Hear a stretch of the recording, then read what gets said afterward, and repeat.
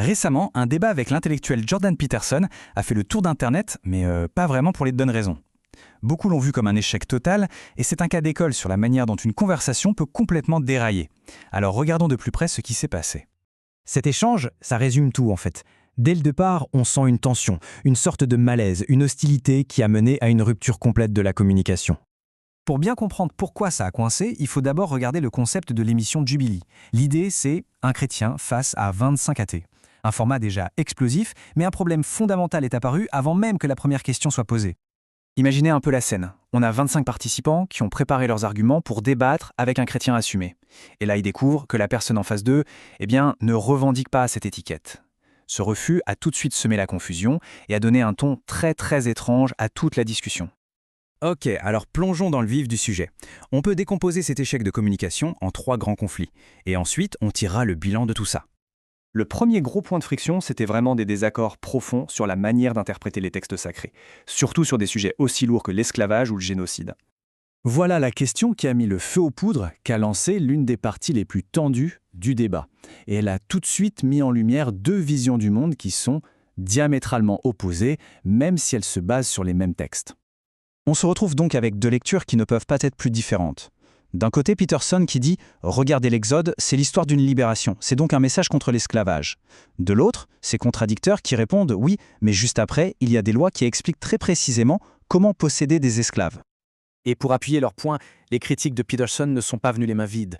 Ils ont sorti des versets très spécifiques, des passages qui non seulement mentionnent l'esclavage, mais qui semblent codifier, le réglementer en détail, et d'autres qui commandent une violence assez extrême. Alors la défense de Peterson, elle, est plus subtile. Pour lui, il ne faut pas voir la moralité du texte comme quelque chose de figé. C'est plutôt un long arc historique. Les principes de base, même s'ils sont parfois difficiles à voir au début, évoluent avec le temps pour, à la fin, donner des choses comme l'abolition de l'esclavage. C'est une lecture très symbolique, très évolutive. On passe au deuxième gros problème. Et là, ça ne portait pas sur les textes, mais sur le sens même des mots. C'est ici que la conversation est devenue vraiment confuse. D'abord, partons de la définition classique de Dieu, celle que la plupart des participants athées avaient en tête. C'est la définition standard, on va dire, de la philosophie et de la théologie. Et maintenant, la définition de Peterson. Et là, c'est le jour et la nuit. Pour lui, Dieu, ce n'est pas un être, c'est un principe. C'est la valeur la plus fondamentale qu'une personne place au sommet de sa hiérarchie personnelle. Et c'est la même chose pour le mot « croyance ». Sa définition est très particulière. Elle est tournée vers l'action. Pour lui, croire, ce n'est pas juste dire « je crois en ça ». C'est un engagement total, qui se voit dans les actes. Forcément, avec des définitions pareilles, le dialogue de sourds était presque inévitable. C'est à ce moment-là qu'une participante, Zena, a utilisé les définitions de Peterson contre lui de manière assez brillante.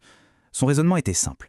Si Dieu est notre valeur la plus haute et que chacun peut avoir la sienne, est-ce que ça veut dire qu'il y a plusieurs dieux ? Et si on a un critère pour juger quelle valeur est la meilleure, eh bien alors ce critère devient le vrai Dieu. C'était un moment très fort. Et on arrive au 3e et dernier clash. Celui-ci était méthodologique. Tout s'est cristallisé autour d'un refus de se prêter à un exercice philosophique de base, l'hypothèse ou l'expérience de pensée. Voilà le dilemme éthique classique qui a fait tout exploser. Une question qui paraît simple, mais qui a révélé un désaccord total sur la manière même de mener une discussion. Voici l'expérience de pensée exacte qui a été posée à Peterson. C'est un test de base en éthique. C'est conçu pour isoler une variable morale et voir comment on réagit. Et la réponse de Peterson, ça a été de ne pas répondre. Il a tout simplement rejeté la question. Pour lui, c'était un jeu artificiel, déconnecté de la réalité. Il ne voyait pas ça comme une méthode d'analyse valide, mais plutôt comme une sorte de piège intellectuel. Évidemment, ce refus de jouer le jeu, ça a fait monter la frustration d'un cran. Peterson a accusé son interlocuteur de ne pas être sérieux et on est vite passé à des attaques personnelles. Le dialogue civilisé était rompu. Alors, au final, qu'est-ce qu'on retient de tout ça ? Ce qui est clair, c'est que la conversation n'a pas échoué sur un seul point de désaccord. C'est une accumulation de déconnexions fondamentales qui a rendu tout dialogue constructif impossible. En fait, c'était vraiment la tempête parfaite pour l'incompréhension. Non seulement ils ne lisaient pas les textes de la même manière, mais ils ne donnaient pas le même sens aux mots qu'ils utilisaient. Et ils n'étaient même pas d'accord sur la façon de discuter. À partir de là, comment voulez-vous avancer ? Et au fond, cet échec soulève une question bien plus large.